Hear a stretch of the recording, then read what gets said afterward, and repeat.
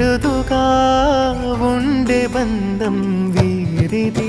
ఈ తమ్ముడే తన అక్క కమ్మై లాలించే లాలించే, అక్కకే తను కన్న తండ్రై పాలించే పాలించే.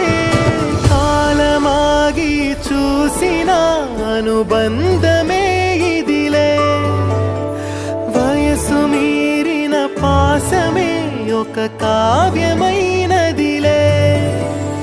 రేపలా ఎప్పుడు కంటి పాపగ కాచులే.